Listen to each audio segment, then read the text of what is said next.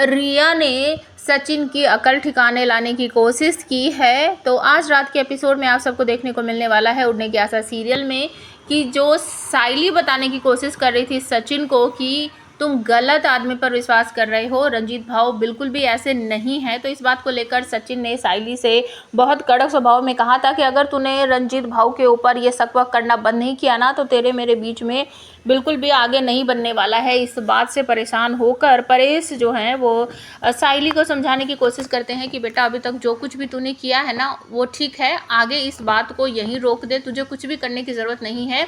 मुझे ऐसा लगता है कि सचिन मानना ही नहीं चाहता कि रंजीत ने कुछ किया है। ऐसा हो सकता है कि वो जानबूझकर कर रहा हो, वो नहीं चाहता कि उसका ये एक इकलौता जो दोस्त है बचपन का वो इसे खोए। तू बात को समझ, वो नहीं चाहता तो छोड़ दे इस बात को, क्यों इस बात के पीछे पड़ी है।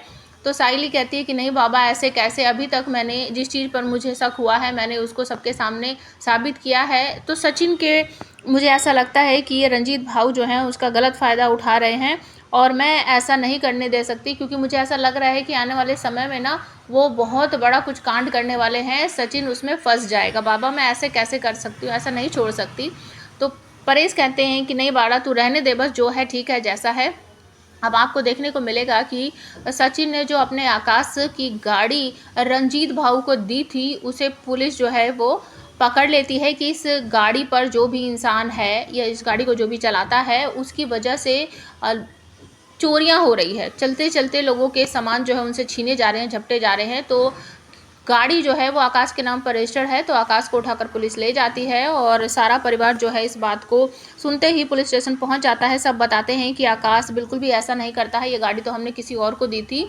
तो साइली यहाँ पर कहती है कि हाँ सर ये गाड़ी ना हमने एक रंजीत भाऊ है उनको दी थी और आकाश तो बहुत अच्छा लड़का है, वो तो अपना मेहनत से काम करता है। सचिन भी आकर यही कहता है कि सर मेरी बात समझो, मेरे आकाश ने कुछ भी नहीं किया है, वो तो सेफ वेफ है, किसी होटल में बहुत अच्छा काम करता है, सर उसको छोड़ दो। और ये गाड़ी जो है इसकी वो मैंने रंजीत भाऊ को दी थी। तो पुलिस इंस्पेक्टर कहते हैं कि ठीक है तो उस रंजीत भाऊ को फ़ोन कर और जल्दी से इसको यहाँ पर बुला। सचिन फ़ोन करता है तो वो फ़ोन नहीं उठाता है।